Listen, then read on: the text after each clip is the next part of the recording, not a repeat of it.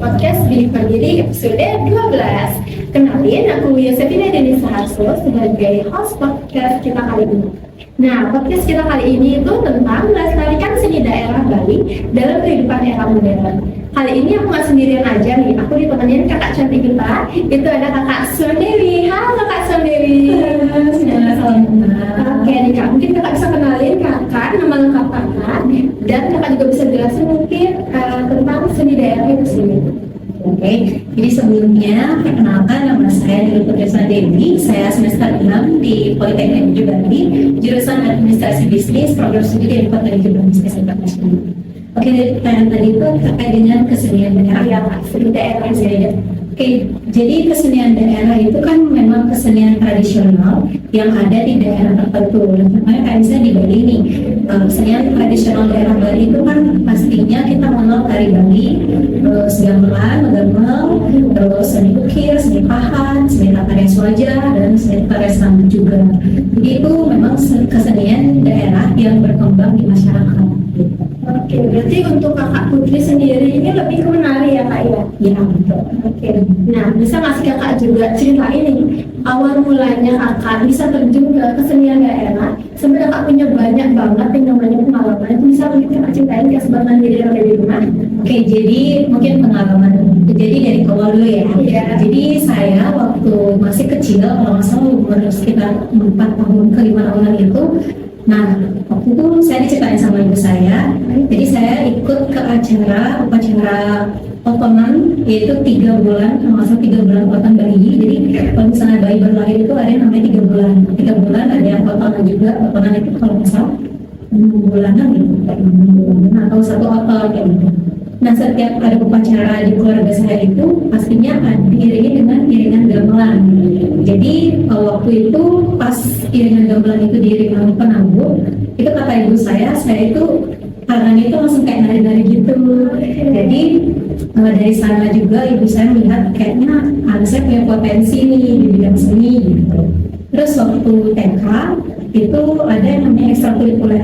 Jadi ekstrakurikulernya itu guru saya waktu itu nyebutin ada ekstra tari Bali, ekstra tari modern itu kan ada dance, terus ada menggambar dan modeling dan lain-lain gitu kan. Nah, terus waktu guru saya menjelaskan bahwa seni tari Bali itu ternyata ekstrakurikuler tari Bali itu ternyata diiringi gamelan, saya mulai tertarik nih, kok kayaknya saya pengen bisa masuk ke ekstrakurikuler ini. Terus akhirnya saya memilih itu dan ibu saya masih juga, oh ya udah nggak apa-apa, didukung dari orang tua juga gitu kan. Terus akhirnya saya ikut ekstrakurikuler tari, terus ikut di misi acaranya, terus lomba-lombanya juga, sampai akhirnya SD, SMP, SMA juga ikut ekstrakurikuler tari. Dan di kuliah ini kebetulan saya waktu baru masuk kuliah itu sebenarnya pengen keluar dari zona nyaman saya pengen nggak ikut tari Bali lagi karena yaudah saya jadikan hobi saja gitu. Tapi ternyata dengan pengalaman yang sudah saya dapatkan itu dari SD, SMP, SMA itu saya berpikir, nah kuliah ini kan pasti jenuh dengan yang belajar ya. Nah kalau misalnya saya milih UKM yang memang belajar juga, itu saya akan terbebani kayaknya gitu. Karena saya mikirnya yaudah nanti kalau kuliah ikut UKM yang memang bikin saya nyaman, gitu, bikin saya happy gitu kan. Karena dengan menari itu menurut saya bahagia gitu. Misalnya dengan semua badan digerakkan itu menari itu semua badannya itu digerakkan. Jadi menurut saya itu merasa bahagia dan kalau misalnya olahraga itu kan pasti senang ya gitu. Karena badannya terasa sehat gitu. Nah semua kayak saya menari ini gitu. Akhirnya saya melakukan kesenian daerah. Dan sebelum itu juga, sebelum saya melakukan kesenian daerah, saya itu juga sempat ikut di kalau nggak salah kualifikasi di PNBP ya kalau nggak salah. Nah itu kebetulan saya iseng-iseng aja gitu kan pengen ikut mendaftar ya, dan akhirnya daftar. Terus ternyata lolos dan juga ikut nari juga di PNBP. Nah itu awal pertamanya sih, jadinya udah deh. Terus ketemu orang-orang ternyata juga enak-enak, nyaman gitu untuk ngobrolnya gitu. Terus akhirnya keterusan dari bukan sini. Waduh, seru banget ya Kak, pengalamannya banyak banget ya teman-teman ya. Wow, jadi nih Kak, seni daerah ini berarti nggak membebani Kakak, Iya, benar? benar berbani banget. Keren sih Kak, ya bisa seimbang gitu. Oke nih Kak, untuk pertanyaan selanjutnya itu, gimana sih cara Kakak membagi kesibukan Kakak antara kuliah, organisasi, itu gimana caranya biar bisa berjalan semuanya dengan baik dan bersamaan? Jadi gini, kalau misalnya waktu saya di organisasi dulu di tahun 2023 itu kan banyak sekali rapat ya. Nah kebetulan di tahun itu juga saya ikut 3 organisasi di luar kampus, di kampus 1, di Banjar 1, dan ada di luar juga 1. Nah itu mungkin dari cara membagi waktunya adalah misalnya gini, di weekend Sabtu Minggu itu misalnya di Sabtu saya ada rapat bersama seluruh organisasi yang ada di kampus.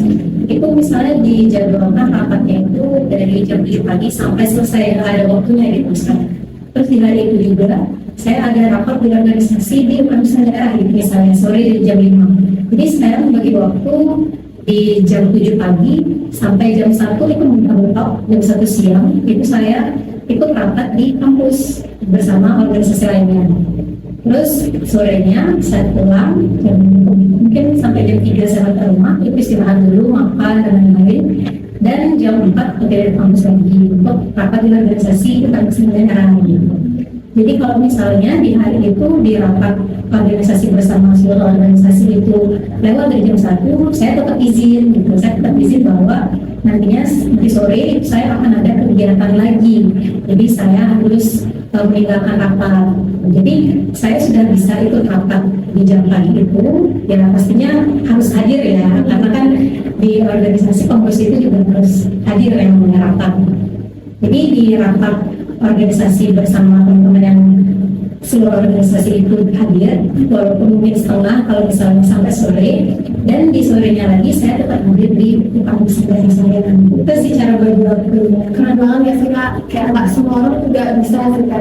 Kadang tuh orang lebih milih kayak ini salah satu aja deh yang pentingnya gitu. Ya sih Kak. Nah, gimana sih Kakak dalam menjalaninya itu pasti ada kendalanya nih. Cara Kakak mengatasinya itu gimana Kak? Mengatasi kendala dari kesibukannya. Iya. Mungkin dari time managementnya ya, mungkin pertama itu pasti ada kayak merasa terbebani karena kegiatan itu terlalu banyak gitu dan bikin jenuh juga kan awal-awal. Mungkin cara mengatasinya adalah kalau saya itu tetap tenang. Mungkin teman-teman saya kadang mikir saya itu juga panikan. Tapi kalau di organisasi karena saya diajarin oleh kating-kating saya atau demisioner saya itu adalah tetap tenang menjalani sesuatu walaupun akhirnya itu pasti akan baik-baik saja gitu. Dan benar, jadi kalau misalnya kita menjalani sesuatu dengan tenang itu pasti semua proses yang akan kita jalani itu berjalan dengan lancar. Tipsnya bermanfaat banget nih Kak ya untuk sobat mandiri di rumah. Oke Kak, mungkin Kakak juga bisa jelasin sedikit ciri khas dan keunikan seni daerah tari Bali itu dibandingkan daerah lain. Nah, aku kan pernah lihat nih di Instagram Kakak tuh pernah pakai baju atau pakai pakaian adat dari luar Bali tuh. Pasti dong Kakak itu terjun langsung ikut menarinya.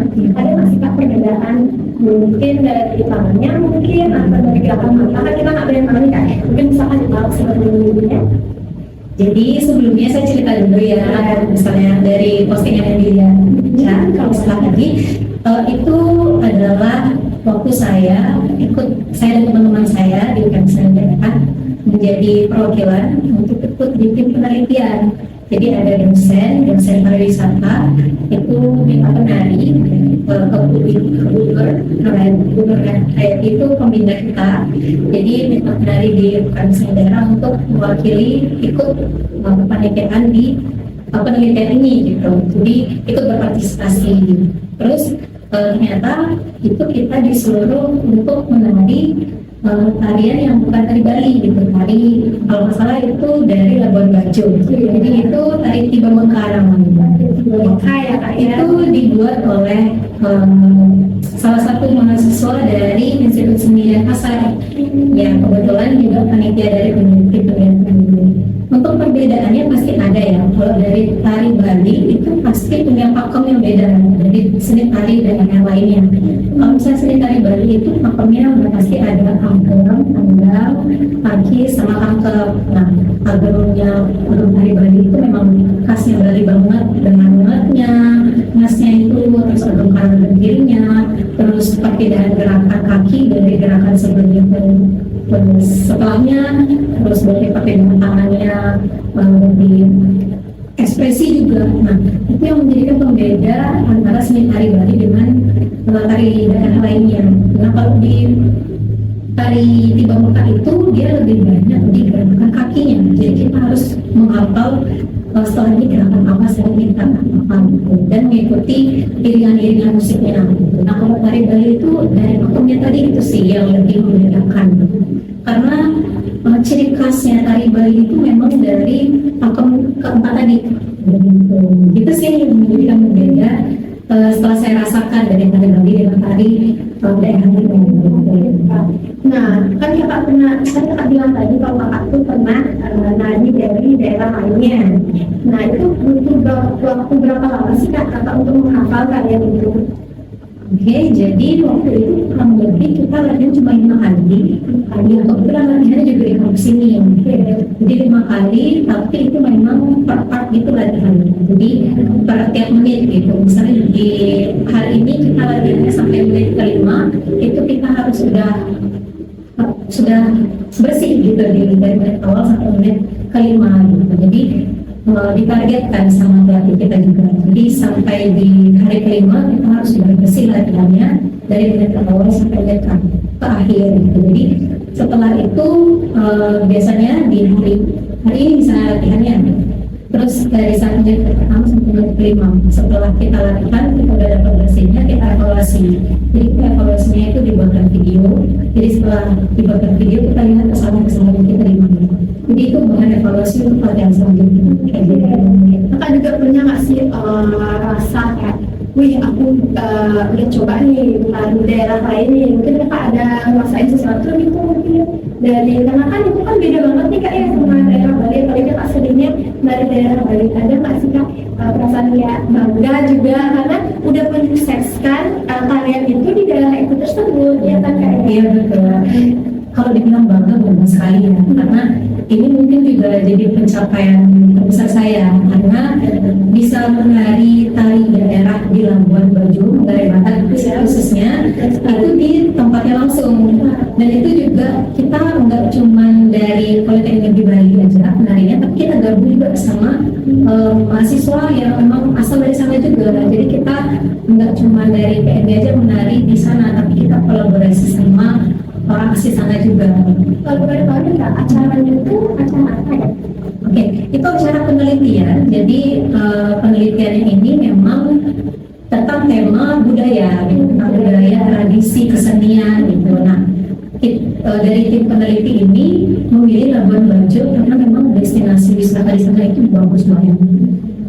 Dan tentunya budaya atau tradisi atau kesenian di sana itu memang harus dilestarikan dan mungkin banyak orang yang belum tahu gitu. Nah, tentunya tim peneliti kita mengambil ide tersebut dan kita sebagai mahasiswa dari Politeknik Bali disuruh untuk ikut partisipasi dalam penelitian tersebut. Jadi itu juga memberikan pengalaman kepada kita, tidak cuma dari penari asal sana saja, tapi memberikan pengalaman untuk kita juga dari penari Bali. Keren banget kak pengalamannya ya. Oke kak, gimana sih juga cara kakak mengintegrasikan seni daerah dalam kehidupan sehari-hari kakak? Oke, jadi kalau dari saya itu, kalau misalnya saya boleh cerita, jadi mungkin nggak setiap hari ya, tapi ada beberapa hari yang memang saya selalu setiap sebelum mandi itu saya olahraganya itu adalah dengan menari gitu. Jadi sebelum mandi sore itu kan pasti karena kegiatan saya mungkin di tahun ini udah nggak di organisasi lagi, jadi kan kegiatannya udah nggak terlalu padat. Di saya sebelum kuliah biasa sampai jam 2, itu mungkin sampai rumah saya istirahat, dan sore-sore itu bangun, pas bangun dari istirahat itu saya pasti nyempetin untuk latihan nari lagi gitu. Entah itu tari setar jepun, tari setar jagat, tari apapun, saya pasti nari gitu sebelum mandi. Jadi dengan itu juga itu udah termasuk olahraga ya. Jadi sebelum mandi juga. Nah, itu sih dengan mengintegrasikan kesenian daerah dari saya sendiri. Selain itu juga mungkin kalau di kegiatan lainnya itu saya mengintegrasikannya dengan ikut main. Jadi ikut main di beberapa upacara-upacara di lingkungan saya. Jadi kalau misalnya ada upacara seperti adalah itu pasti ada main Raja Sari, Raja Dewa gitu. Jadi saya ikut pasti mungkin itu juga bisa memberikan kepada lingkungan saya atau generasi ada di saya mungkin sepanjang bahwa kakak saya bisa menari, saya harus bisa nari juga nih. Motivasi nih ya, motivasi ada di saya gitu supaya bisa nari juga. Entah itu karena mungkin orang-orang Bali bilang orang Bali harus minimal harus bisa nari Bali gitu ya. Unik banget ya cara kakak mengintegrasikannya di kehidupan sehari-hari kakak, apalagi olahraganya itu menari. Jarang banget ya sih teman-teman yang kita dengar ada kayak dia mengintegrasikannya tuh dalam kehidupan sehari-hari itu dengan cara olahraga, dan olahraganya itu menari. Itu unik banget sih kan. Iya sih. Nah, Kak, bisa nggak sih kakak juga ceritain contoh nyata usaha pelestarian seni daerah yang sukses kakak rasakan ini, Kak? Mungkin kakak bisa kasih tahu bisa aja kalau kakak datangi, apalagi yang kemarin Kak ya, kan kakak mantan dari fungsionaris kesenian daerah itu sebagai ketua ya Kak, benar tahun 2023. Ya. Nah, itu mungkin kakak bisa kasih tahu aja apa aja sih hal-hal yang udah sukses kakak lakuin bersama organisasi maupun dari kakak sendiri. Jadi kalau misalnya di organisasi itu yang pasti program kerja udah terlaksana ya. Jadi program kerja yang udah terlaksana itu kalau di organisasi daerah di tahun 2023 itu ada namanya pelatihan tari rutin. Jadi pelatihan tari rutin ini khusus untuk anggota organisasi daerah. Jadi mereka latihan tari yang nantinya akan dilombakan di program kerja Kabinet Semarang Regional. Jadi dia pasti latihan memang tari Bali yang akan diperlombakan gitu. Terus di Kabinet Semarang Regional ini program kerja yang memang diperlombakan untuk anggota organisasi daerah yang sudah dilatih selama 2 bulan gitu.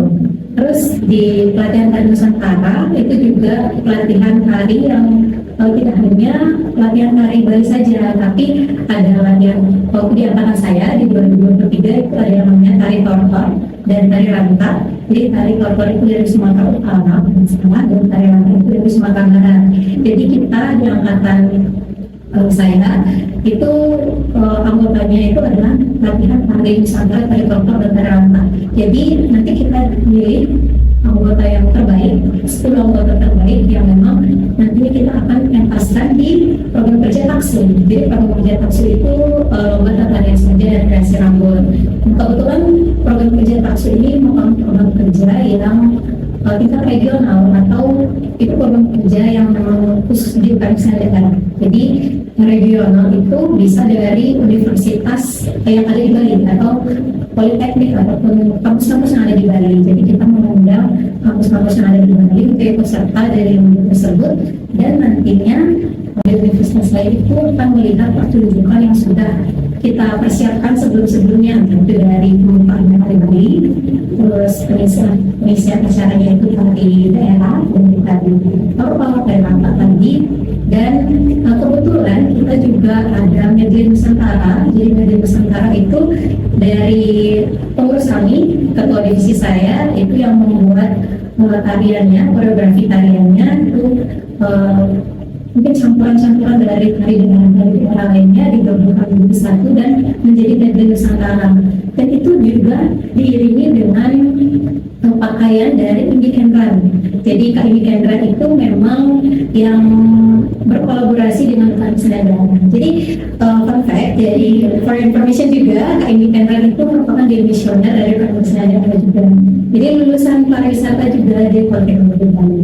Jadi karyanya itu udah terkenal banget. Jadi pakaian-pakaiannya itu biasa digunakan untuk Miss Internasional, Miss Putri Indonesia gitu.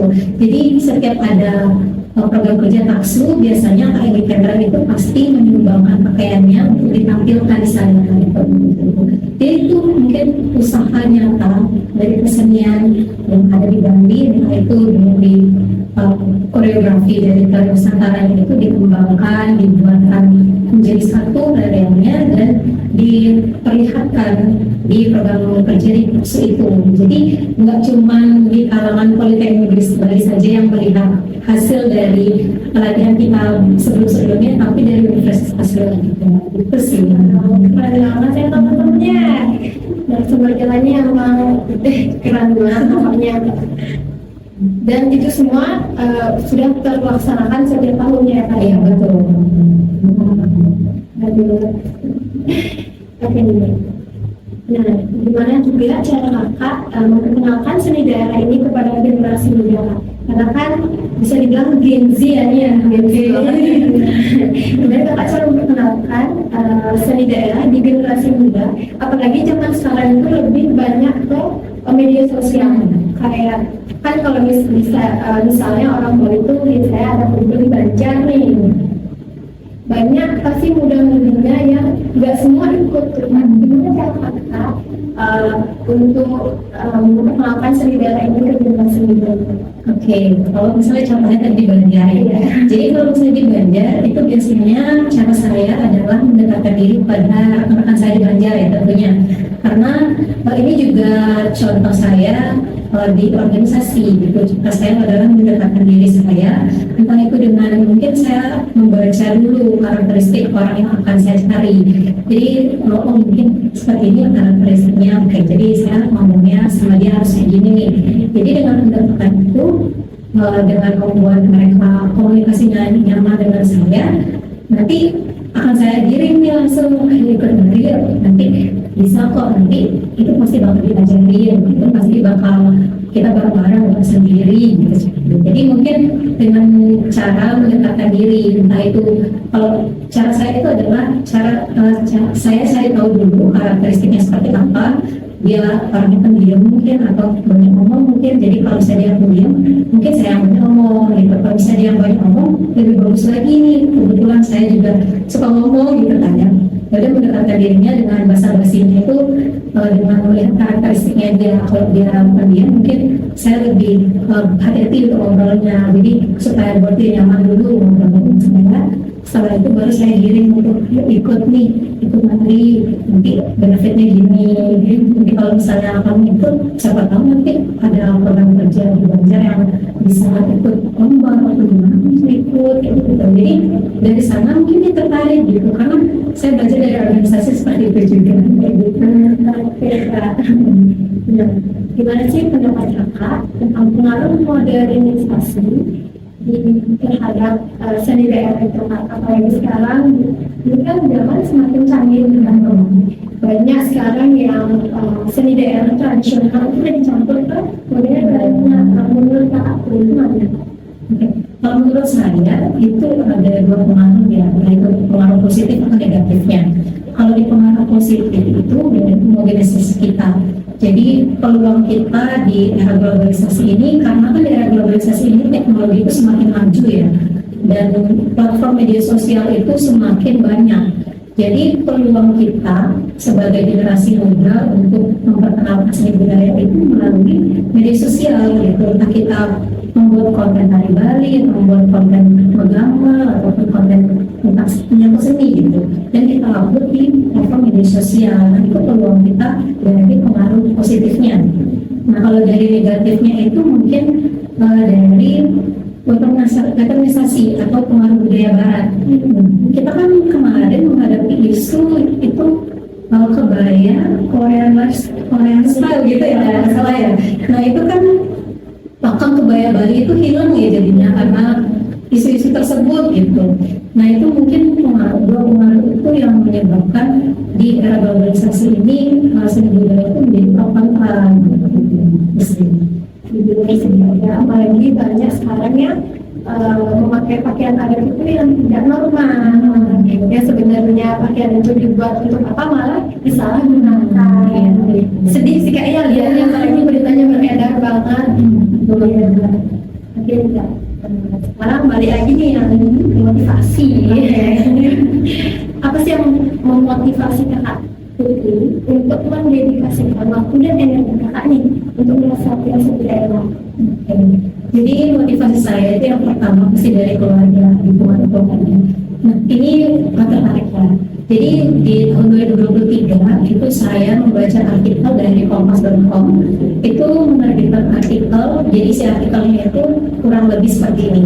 Jadi Indonesia itu diberikan dua inskripsi oleh UNESCO, yaitu warisan budaya tak benda.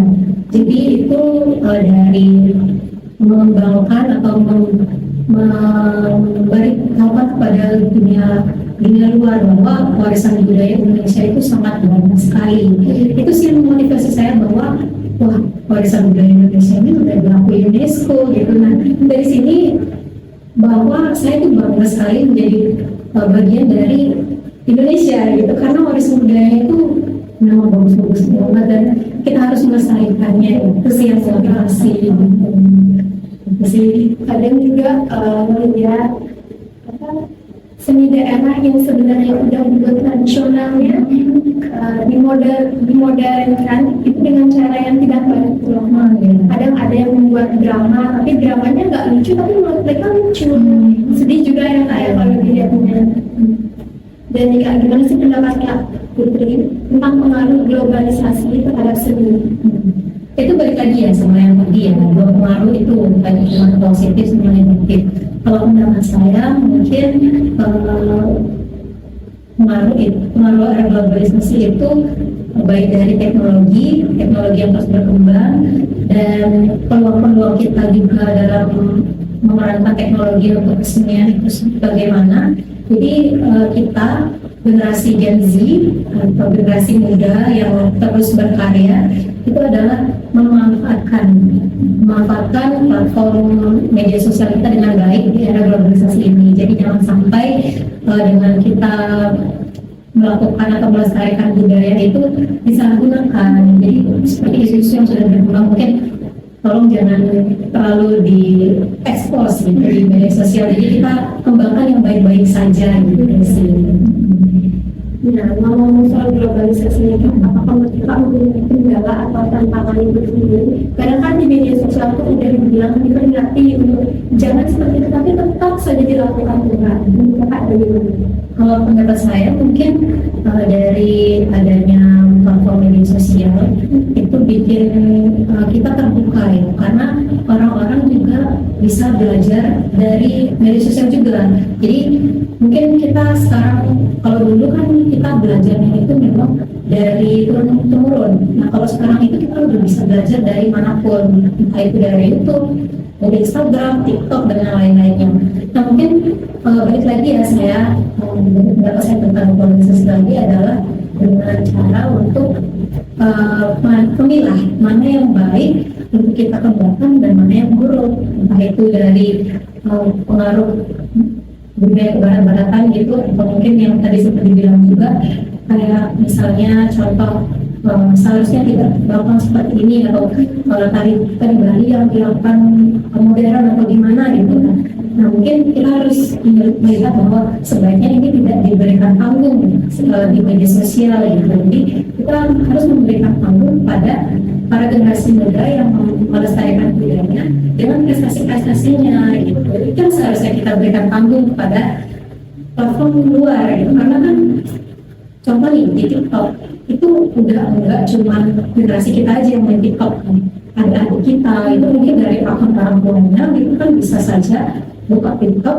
Kalau misalnya dia melihat konten yang seperti tadi yang tidak baik itu kan pasti takutnya ditiru gitu kan. Nah itu baiknya sebenarnya kita harus memberikan panggung kepada konten-konten generasi muda yang memiliki prestasi gitu sih. Kalau ini disalahgunakan kedua, jadinya nanti efeknya kita yang betul. Padahal kita sudah memancarkan diri yang baik di media sosial, tapi mungkin karena ada oknum-oknum yang tidak baik, itu yang membuat kita menjadi jelek yang tahu. Nah, menurut Kakak juga,